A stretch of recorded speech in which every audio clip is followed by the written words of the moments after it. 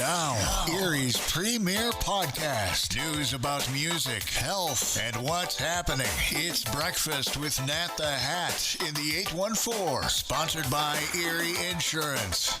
Well, we have been blessed to have so many wonderful events in the 814 in the summer. Enjoying great music, delicious cuisine. Podcast 39 is Rhythm and Roots in the 814.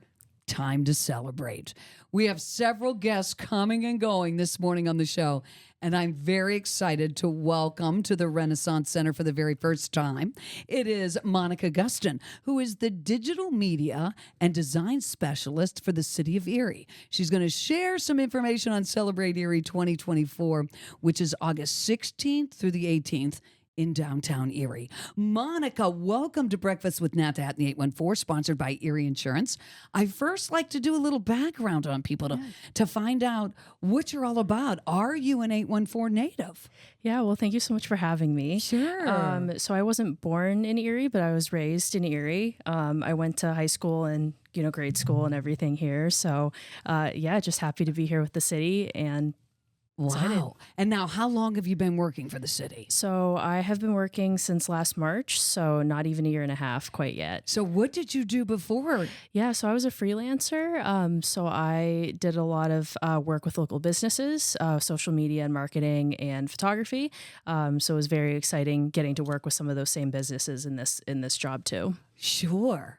It is just really hustle and bustle down there all the time. And definitely. every time I stop by, and I can't even imagine how much hustle and bustle there is during Celebrate Erie. Yes, we are a small team, but we are mighty, and we are all just hands on deck and getting it done. It's a very exciting time. Well, Monica, let me tell you about my years. And it was We Love Erie Days back in the day. When did that start? Do you know? I don't know exactly when it started, but We Love Erie Days, was rebranded to Celebrate Erie a few years ago. It's been an Erie tradition for many years, and we're always excited to revamp and bring in, local bands and different vendors every year. So we're very excited to keep the changes and going. Well, in all my years of radio, like I was down there backstage introducing great bands through the years.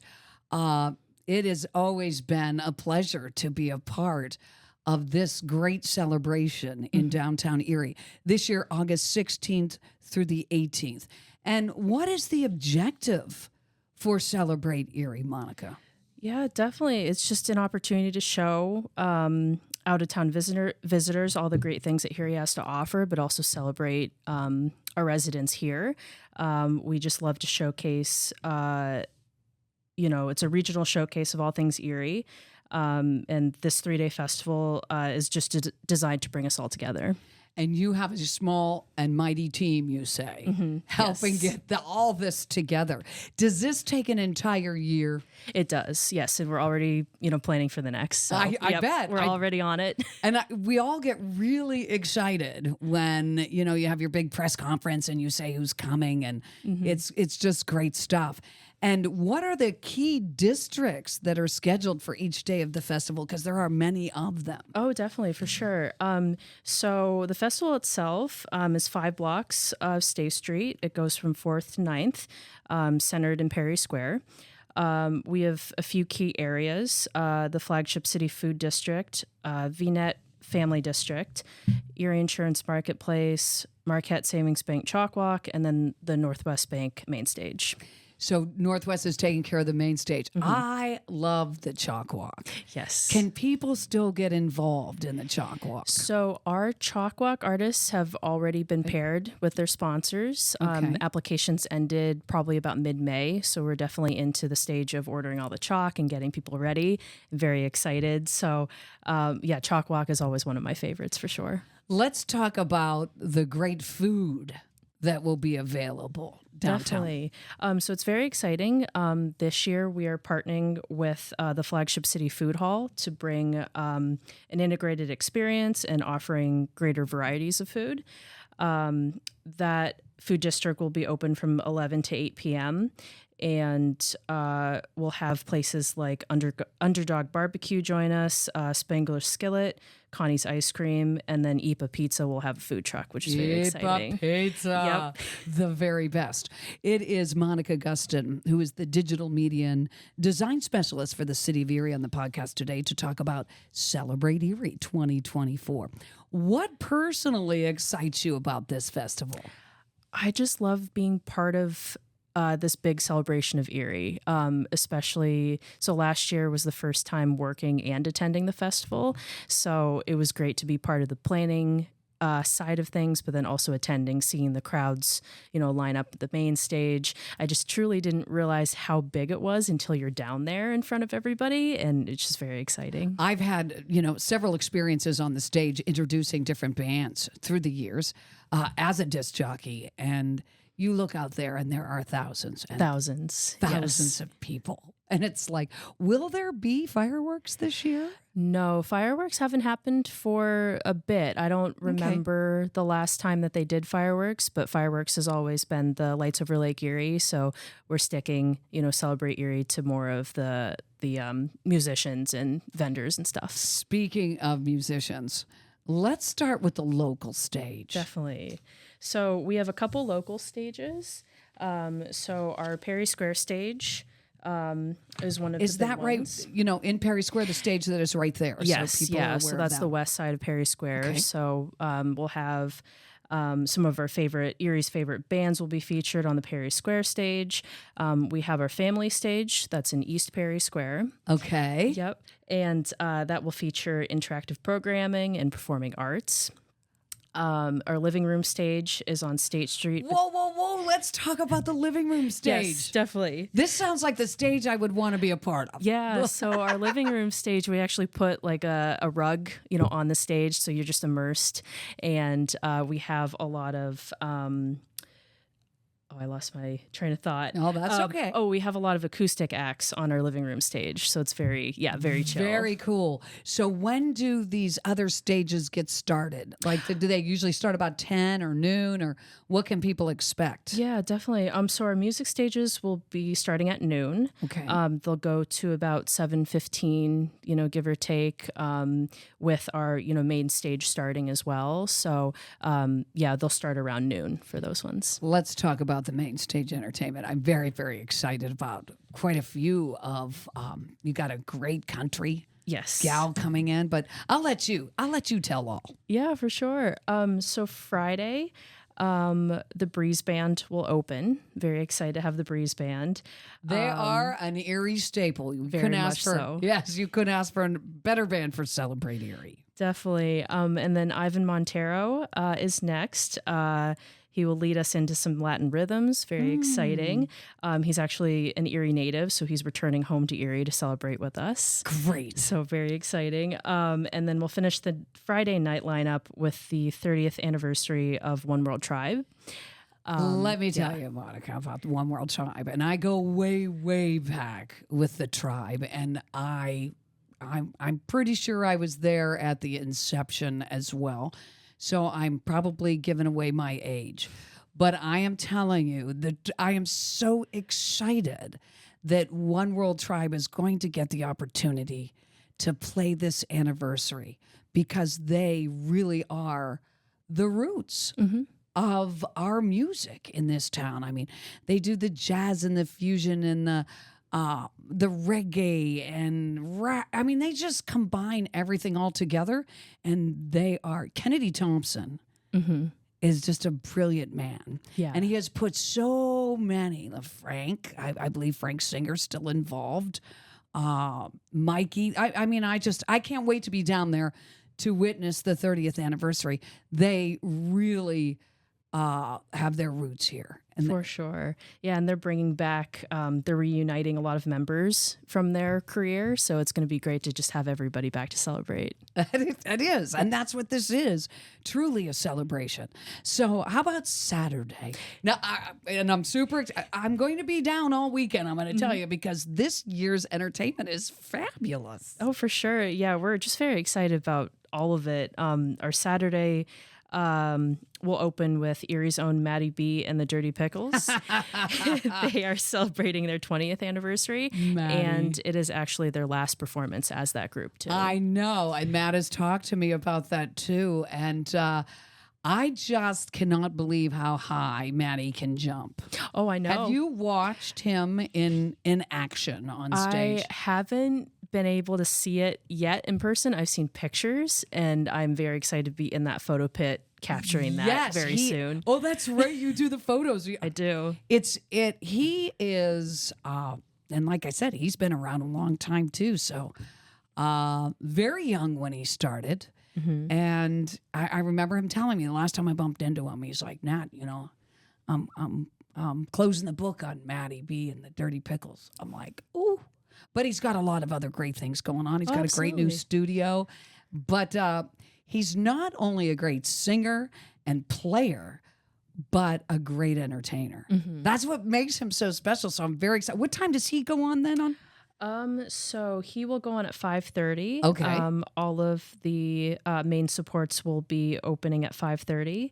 And then the second will go on at 6:30 with the main stage headliners at 8. Let's talk about the second. Mm-hmm. Like I'm trying to think of the song, Dirty Something. I can't remember. I'm losing my train of thought.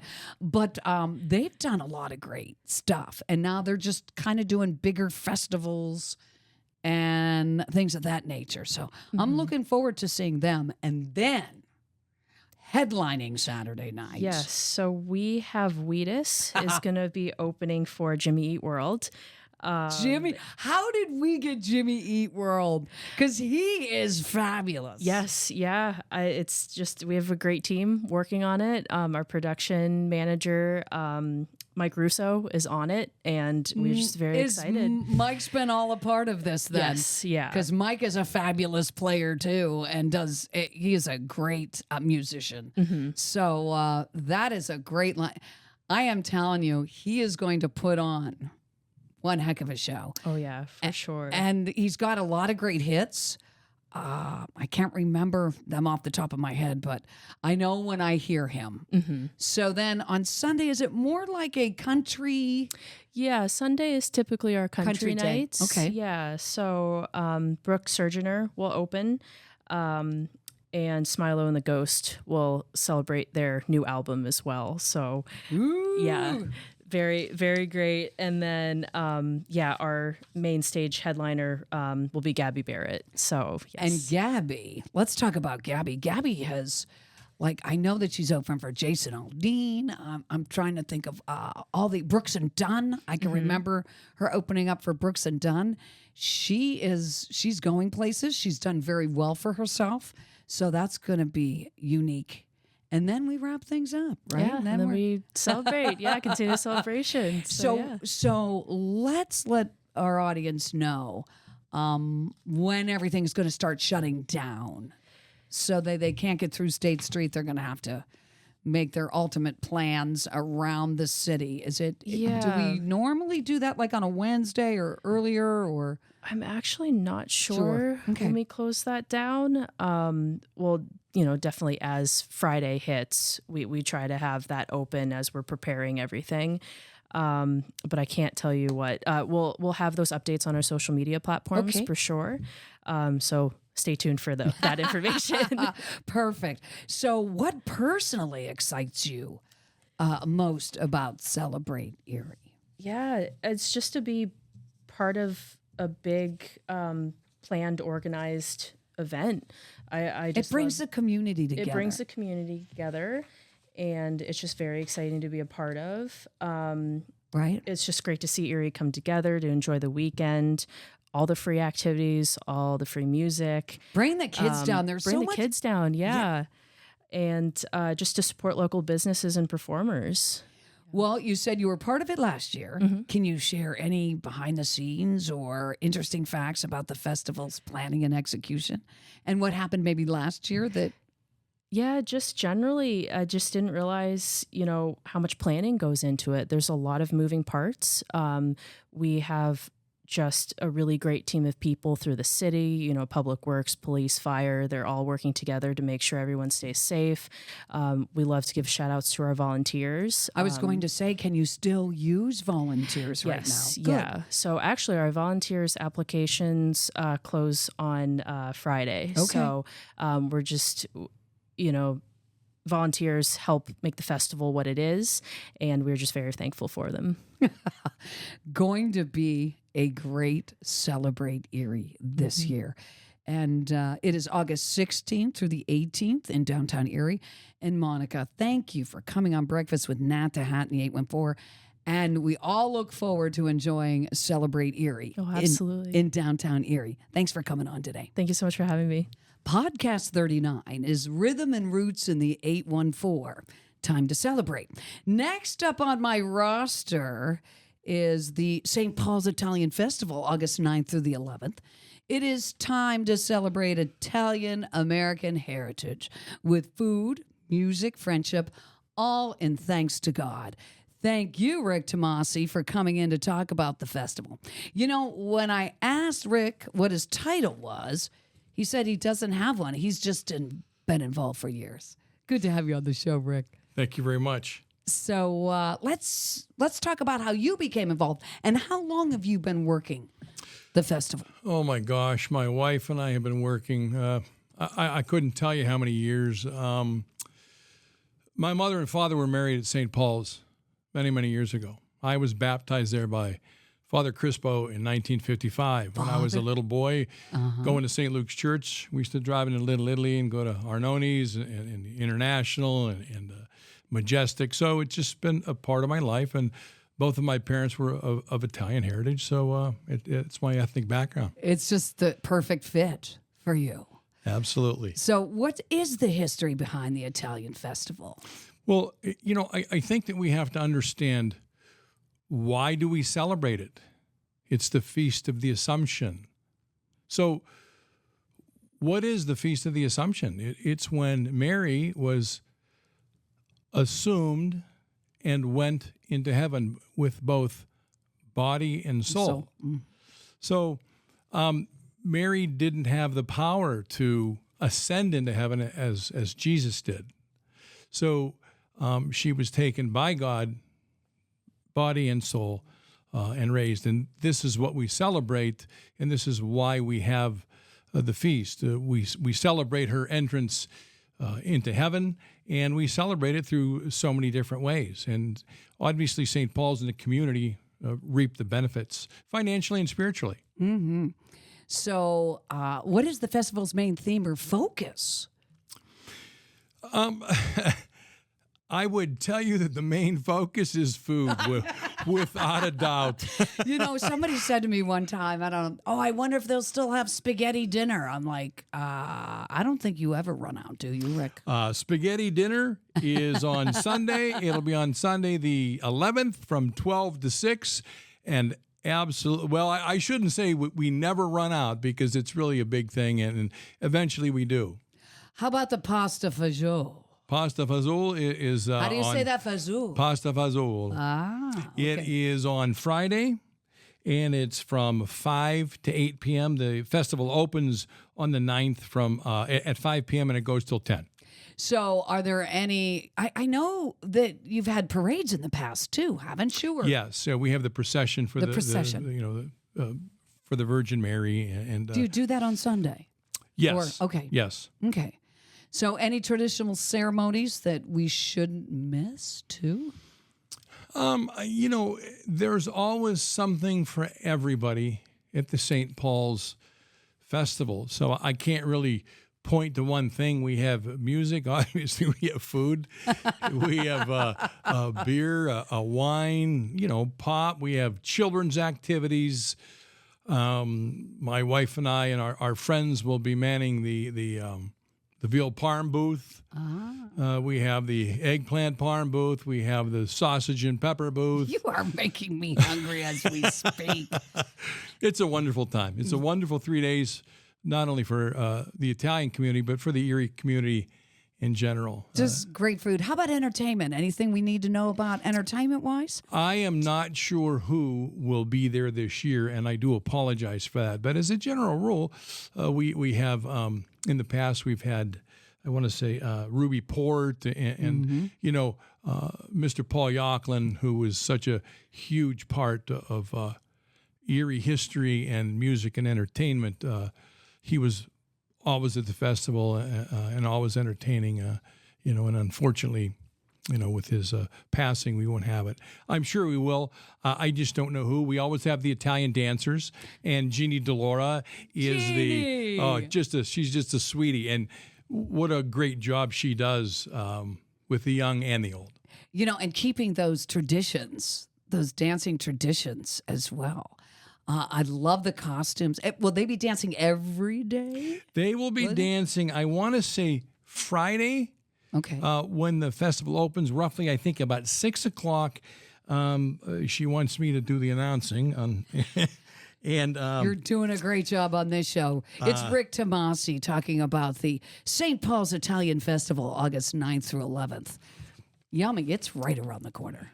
I think, and I think Jeannie's going to have the Italian dancers back on Sunday, if I'm not mistaken. Okay. So, what is your favorite part of the festival? I just enjoy the food. It all kind of surrounds the great food. Oh, without a doubt. If you think about this, how many meatballs are rolled? For this? My Lord, they push 8,000 meatballs, and that's not an exaggeration. So who's in the kitchen? What cooks are in the kitchen for this? Luigi Pontillo. Luigi. Paul Pontillo. They're going to kill me. Ronnie DeVecchio. Ronnie has been the chairman and the muscle behind the festival for as many years as I can remember, and now Timmy Nicastro is working with Ron to take over once Ron decides that he wants to step back. My God, I think Ronnie's pushing 90. So are you telling me that Mr. Nicastro will be rolling some meatballs? Oh, Tim does everything. he does everything. We do whatever they tell us to do. I was going to say, how about the women? Well, there are so many women that are involved. There's so many volunteers. I was going to say that are involved, and I'm reticent to use names because sometimes you know how the Italian people are. If you don't mention somebody's name, they get a little bit, uptight. Yes. But we have young people, older people that have been doing this for many, many, many, many years. Middle-aged people. It really is a mixture of the community. And everybody comes together. Rick, not to go off topic, but I know that St. Paul's had some rearranging done, the church itself. Are you is St. Paul's a part of another parish now, like they've been doing with the parishes in the diocese? Yes, we are now part of Sacred Heart, I believe. Okay. I know Sacred Heart for sure, and possibly St. Andrews. I'm not quite sure about St. Andrews, but I do know that now there is a tie between Sacred Heart and St. Paul's. St. Paul's. Tell me what kind of money is raised during this 3-day event? We raise, I don't know the figures because I'm not privy to that portion of it. But the wonderful thing is it raises quite a bit of money for our parish, for the charities involved with St. Paul's. So it really does.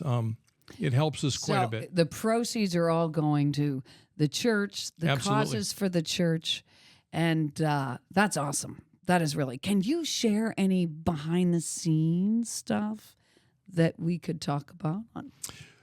Because, year, go ahead. Well, 1 year, it was brutally humid, and they asked me to. I think I had to put meatballs on the trays or something in the cooler, and I was so happy. I was so happy. So you're talking over 8,000 meatballs. Oh, yeah. 1,400 quarts of sugo sauce. Wow. Is that what you call sauce? Sugo. You know, the I'll call them pseudo-Italians, call it gravy. Oh, no. Oh, yes. Usually the New Jersey people in the Philly raised gravy. Gravy is what you put on, mashed potatoes. If I wasn't looking at you, Rick, I would think I was talking to Yockland Jr., Polly. I'm telling you. If I wasn't looking at you, he'd be saying the same things. And I'm really glad that he helped me to get you on the show. Is there anything else you would like to talk about? I know that you got your notes there. Well, it's just a wonderful time to celebrate, our Italian-American ethnic heritage. And the best thing that we can do as Italian-Americans and as Catholics is to share our culture and our traditions with all of the Erie community. Erie was such a wonderful place to grow up.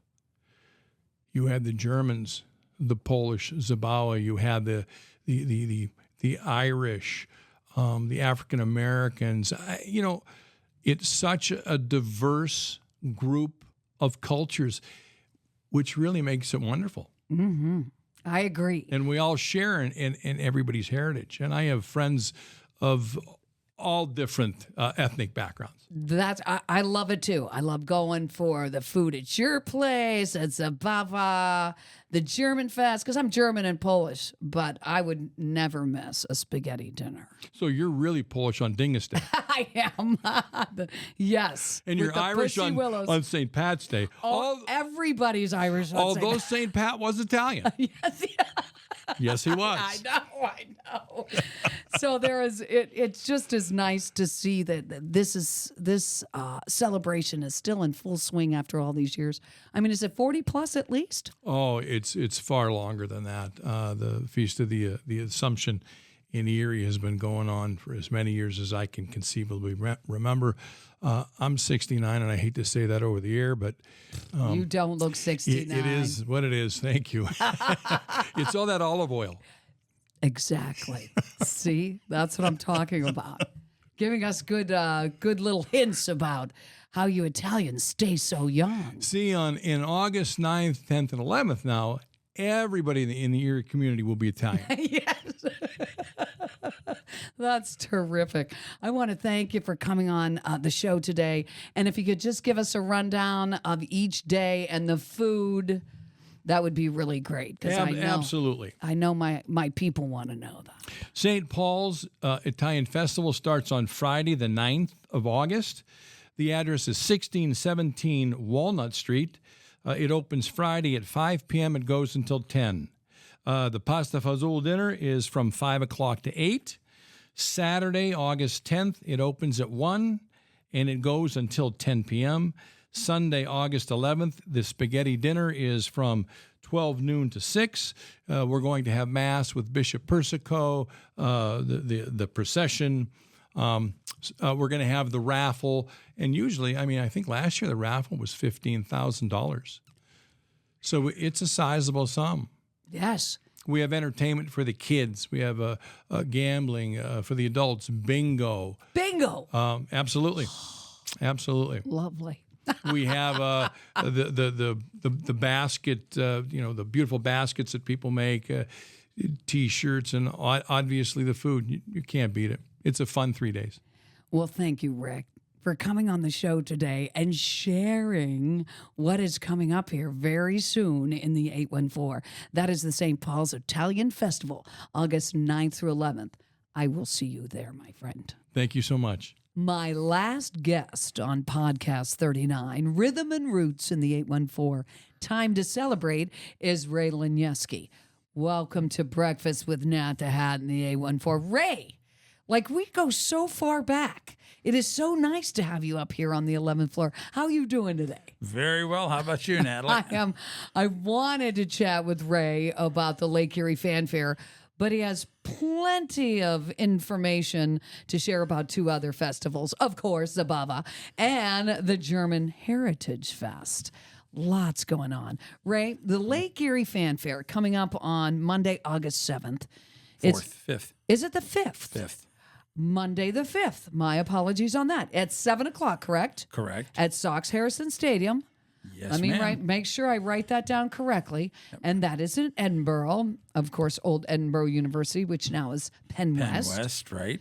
You know, I love the fanfare, Ray. Tell me who's part of the fanfare this year. Well, we have 6 groups coming. One from the Erie area, the North Coast Brass will be performing. And then we have the Seattle Cascades from Seattle, Washington. We have Pacific Crest, which is from a city called the City of Industry in California. And we will have the Blue Knights from Denver, Colorado. So we got the big guys all over the country coming here. Yeah, this is the very last leg, Natalie, of the tour. So from here on Monday, everybody will leave and head into Indianapolis for championships. That would be something to see, too. Oh, it is. It really is. Do you go to the championships, Ray? No, not much anymore. I mean, when we had the regiment out, yes, we were there every year. But as time has changed and stuff, now it's geared towards the other 2 events you mentioned. You know, we're getting ready for that stuff. So. I'm sure. Now, are you a judge for marching bands too, Ray? I used to do it. I haven't done it in probably 5 to 7 years now. Just help coordinate stuff. I do parades and that stuff in the summertime. I do a bunch of them, yeah. But I laugh because I look back on all the different marching band competitions that I was asked to be the speaker and the announcer MC, and the MC in that. And I just loved watching you judges run around on that field. Oh, and we did too, because you had to keep out of their way. I know. Like they'd be coming at you, you'd be running the opposite way. What does it take to be a judge? Well, you have Do you have to go through all this training? stuff? Yeah, there's training that we go through that you do sort of an apprenticeship, let's put it that way. Okay. And back in the days, of course, when we were there, you remember tape recorders and, and different things like that. Yes. So you had a tape recorder, and the smart ones of us used to carry 2 in case one fouled up. So you were talking into 2 recorders, running around. You had a clipboard under your arm, and you're trying to write some stuff. And then you'd get in between the bands, and you'd be able to sit down and go ahead and scratch a few notes out too. But so what do you judge? What are the I've always wanted to know this, Ray, because I was always very enamored by all of you out on that field. So I'm curious on certainly the music. The music is a big part of it. That's always been, and it as it should be. The quality of it, the talent of the players, the difficulty. What level are they playing? Are we playing something very easy? Are we playing something more difficult? Obviously, raises the whole thing. Then there's a thing called the marching and maneuvering categories, which is how well do you move on the field? Are your forms evenly spaced? Are you moving together? Are you staying in step? Then you go into, of course, color guard, and you can go into what's called the general effect. How well does the whole package play off to the crowd? Does that musical impact also have a visual one that has a color guard one that makes you do, wow, that kind of stuff? The wow factor. The wow factor. How many times have you been wowed? Oh, as quite a bit. Quite a bit. There's been a lot of very creative things, even taking it from the drum corps realm, which is where I had my history mainly of doing it, down into the high school stuff. The staffs that are out there now are pretty well versed on a lot of the techniques that the other groups have used and the drum corps have used to create those wow factors, and they're doing a lot of it themselves now. And it's sort of like paying it forward. You're starting to pass that knowledge on. So the Lake Erie Fanfare is like the cream of the crop, would you say? Well, I hope so. I hope so. I mean, we've been at it 40 years. I was going to say there is a storied history. Yeah, 1983 we started the first show at the Vet Stadium, and it was on a Sunday afternoon. We had about 1,500 people, and it grew and it blossomed, and it was extremely popular.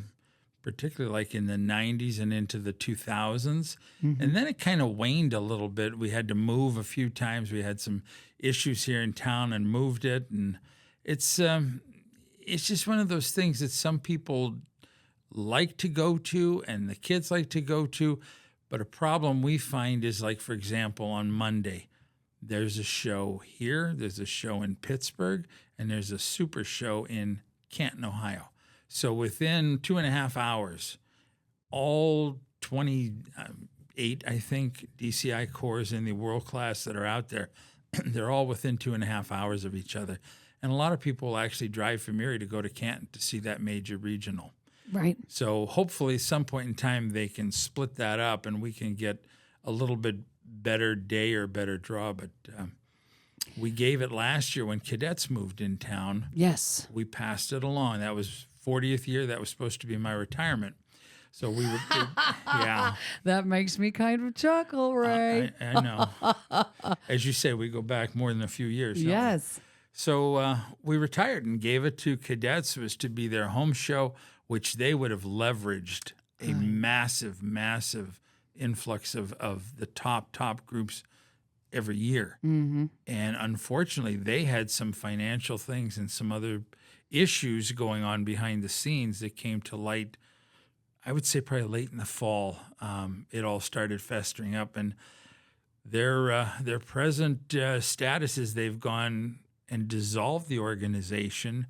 They're liquidating assets, doing that sort of stuff, and they Will passed we the have show them back? I don't know. I really don't know. I hope that there's some kind of Because that was really exciting. Oh, it was.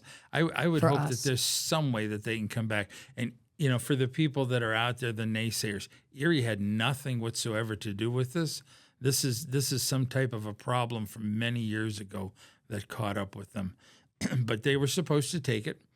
And when they folded up, they passed it back to Drum Corps International, who said, well, we can't lose the show because we've got people slotted in there. It's a good market. Yep. So they're doing it, and we're just sort of the, the overseers, I guess. We're just pulling it together for them in the last days here. Well, I'm so glad for people like you, Ray. That Short retirement. Yeah. So that is Monday, August 5th, 7 o'clock, Sox Harrison Stadium in Edinburgh. Always a phenomenal show. Where can people get tickets, Ray? The easiest thing to do is go on DCI's website, which is www.dci.org, and you can just search the show. It's down to a short list now because we're almost at the end of the season, and just select the date. Look for the seats that you want. They have one of those interactive maps. You can pick it out, and you order everything through credit card now. Perfect. Who is your pick for top honors this year? I'm curious. I'm going to say it might be between Cavaliers and Troopers. Troopers who are out of Casper, Wyoming. You want to talk about a haul? They'll be here also. They're one of the featured ones. Same for Blue Knights. They're all kind of in that same general pecking order, if you will, right now. But Cavaliers, I think, are the more storied as far as winning championships and stuff. They've done it more than any of the others there. And Ray, the costumes are fantastic. Like, that's the other thing that I love seeing. Yeah, And the arrangements, hands down, some of the best arrangements you'll ever get. I feel kind of bad because I think that some of our marching band history is going away with, we always had, Strong Vincent's band, you know what I mean? There were so many different high school bands, and now that a lot of that doesn't exist anymore. A lot of it has gone away, and that is one thing that absolutely needs to change. You know, the stuff that we learned back in the day and then didn't even know it, but of all places, Walt Disney World commissioned all these studies about music education, and hands down, it brought out a lot of interesting facts. But the band kids have this like cognitive power that they pick up from it in understanding all the other subjects. There's certain things. I know the biggest weird one was, remember when you get those papers that had the dots and the lines, and if you fold this and if you cut it here, the band kids were able to take that and say, yeah, it's going to look like this. It's those type of relationships they found phenomenally more with kids that study music. So for anybody that really wants to up like math scores, English scores, that kind of stuff, don't discount the music in there. The studies have been done, and Walt Disney World is about as good as you get when it comes to doing that stuff. They had that back in the 90s. They were showing it to us and trying to say about doing it. We need middle school programs. We need high school programs. We don't need to eliminate that. We need to augment it. Amen. I totally agree with you. It's Ray Liniewski on the show today. Well, now we'll go into a few festivals that are coming up. Let's talk about our Polish festival. August 23rd through the 25th at Holy Trinity. Correct. Right up there on the corner of 23rd and Reed. And then they'll stretch from the corner up and down the street and east and west and all over. Been there. Mm-hmm. Every year. Well, like last year, I've poured beer before, and Ray, what cracks me up about volunteering and pouring beer, or not pouring beer, actually getting bottles of beer, that most people cannot even say the name of the bottled beer. They can't. They can't. So they'll say, give me an S or a T or... And sometimes as the evening goes on, the pronunciations get even more interesting. They do. They definitely do. How about the history of Zabava? Wow. How far do you go back with it? Oh, to the beginning. Wasn't actively involved in it till probably 20 years ago. So it's 31. So it probably ran the first 10. Went to it and did stuff, but at that point in time, we had so many parishioners. People were doing all this different stuff. We were kind of like the ones that just came and you did your little thing and you went home. And part of it too was having the drum corps on the road. We weren't here a lot of times for stuff, but it all settled out with the fanfare. Mm-hmm. And then next came the German Fest. Actually, we got that one next. Ah, okay. And then one day, the wife and I were walking out of Mass, and we got God bless Edie on the shoulder from our good friend Monsignor McSweeney. You might remember Father Tom. Yes, well, Father Tom. Yes, and we got the tap, and it was like, "How would you guys like to take it over?" So for the last 11 years, It's hard. Yes, it was hard to say no to Monsignor. It still is. So how long have you been? Edie and I have chaired it for 11. We worked in the kids area for 2 or 3 years before that, and we worked in the money changing area for a couple of years prior to that. So, like I said, probably about 20 years we've been It's in there. a big show. It is. From start it's to finish. Unbelievable. People won't believe, I think, that the food and stuff that we have there, that it's actually made right there in the hall, and we start the first week in April. I was going to say, so how many pierogi? 15,000. We did 10, and we ran out. Mm-hmm. So last year we did 12, thinking, got it now. We ran out on Saturday night. So it's like, all right, let's throw 15. You know how much room 15,000 pierogi take up, Natalie? I am just trying to vision that many pierogi. Mm-hmm. And, and I always love to go to the tent and see all my favorites cooking. Scotty Barnes is back there. Maria Wojciniak. There are so many.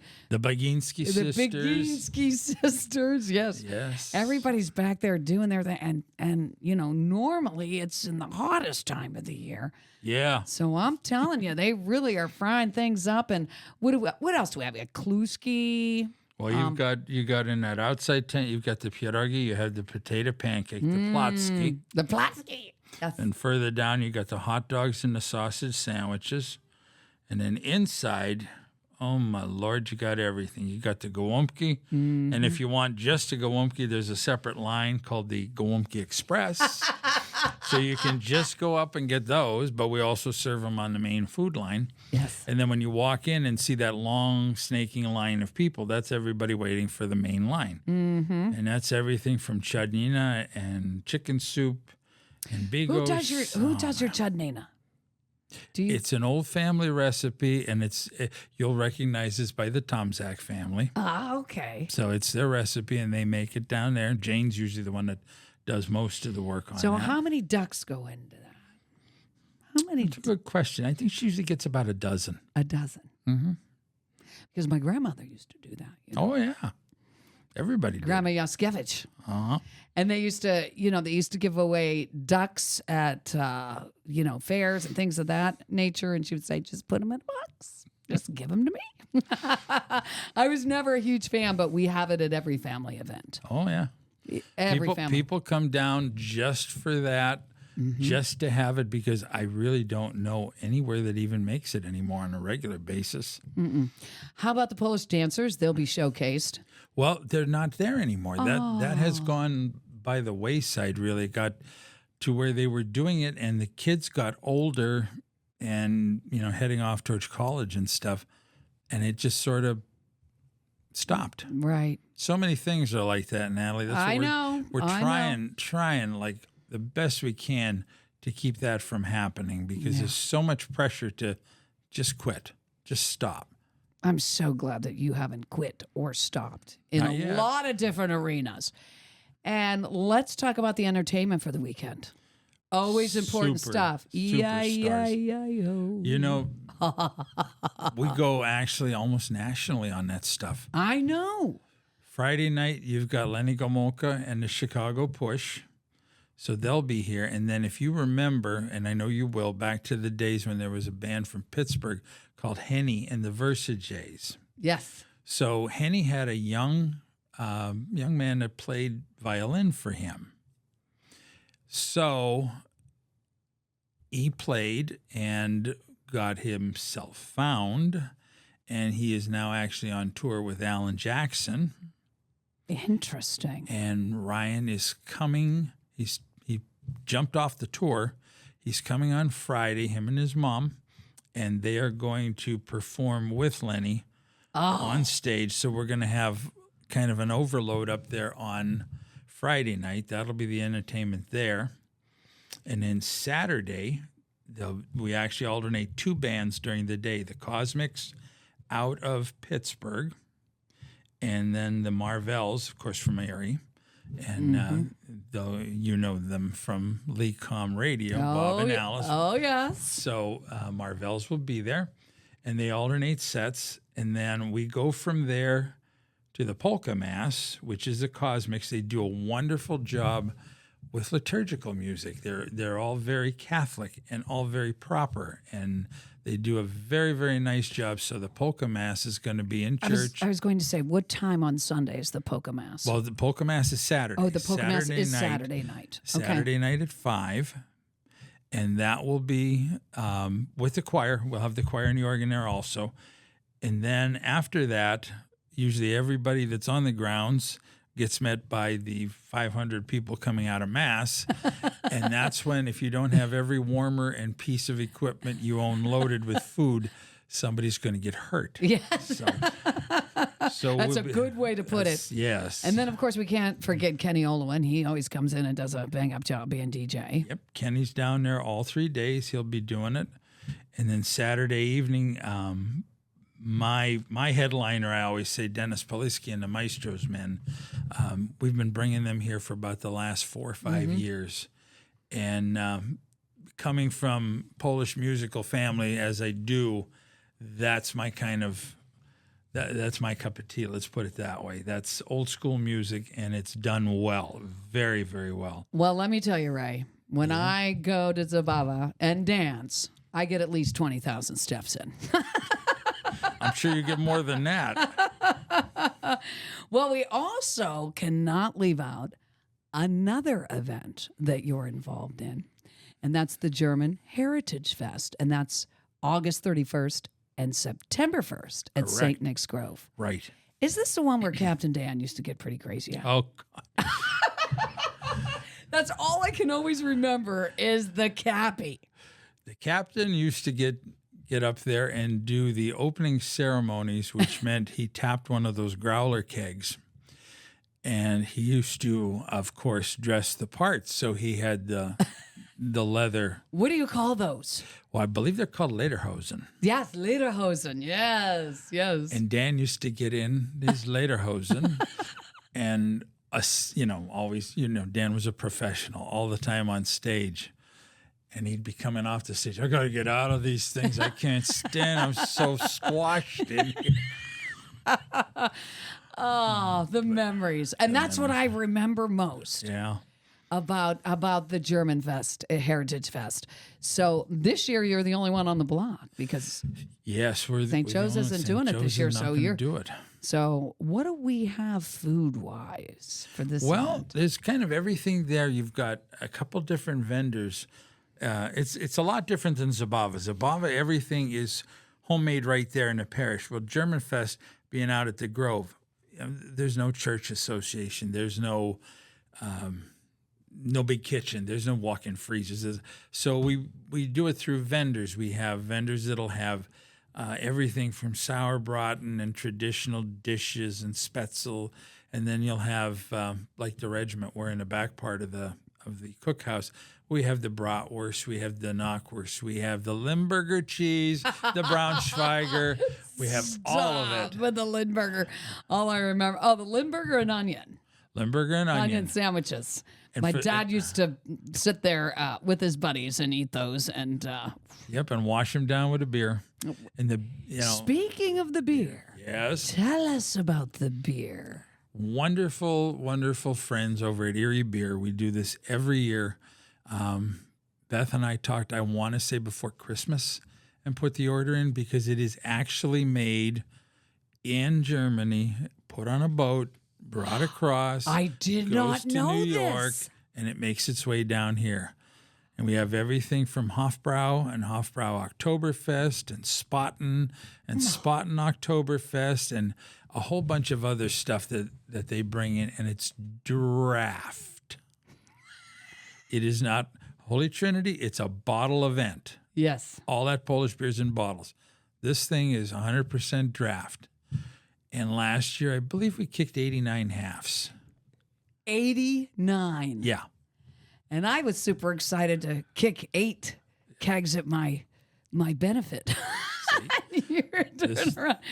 Oh my! It's a wonderful beer event. But it's a nice thing because it's out. It's a whole different feel to it because it's out in the woods. It's an old time picnic grove. Mm-hmm. We have the tents up there. We pray we get good weather because that's so much hinges on that with the weather out there because it gets really slippery and muddy up there if you get rain. But we wait and we see, and hopefully we can do it. And there's all the other vendors there. There's popcorn. There's ice cream. There's just about everything you can imagine. Strudel up front, all that stuff. Strudel. How about entertainment? Do we have anybody special this year? Yeah, actually, we have a couple things special this year. First off, the special that's kind of sad is Bob Hamilton, who was the Mad Bavarian, the guy that always did the one-man stage show. He passed away around Christmas time, and he did last year's festival, and I remember him saying, he says, I just don't feel that great. Oh. And from there, he did pass away. So we're going to do a tribute to Bob. That's going to be part of it, and then they'll have the opening ceremonies, and then we have on Saturday, it's called Model Jager, which is 2 to 3 to 4 guys, depending how many of them show up, and they go by the Bros in Hosen. Love it. So they're the Saturday act, and then the Alpen Schuhplattlers, which is the German dance group from down in Pittsburgh. They come up for the entire weekend. So they'll do 2 sets on Saturday and 2 sets on Sunday. And then Sunday, we've been lucky enough for quite a few years now, we've been able to bring the Youngstown, I can't think of the exact name of it, but it's the brass band from the club over in Youngstown, the Teutonia, I believe it is. I could be wrong on that, so I don't want to say, but they come every year, and they can show up with 16 to 30, and it's a full size. And that's Sunday, right? Yeah, your traditional Oompa German band. Okay. What time do they go on? They will start at Sunday noon. on the 1st. Okay. They'll be up on stage first at noon. What? Ray, I got to tell you, you're remarkable because you don't have anything in front of you. You've talked about the Lake Erie Fanfare. You've got it all right up there. And then you talk about Zabava. And then you go right into the German Fest and you know all the... You are an incredible human being. Wow. I thought it was just nuts. You are a very smart Polish boy. Well, thank you. That's a compliment coming from a very smart Polish girl. Oh, thank you. Wow.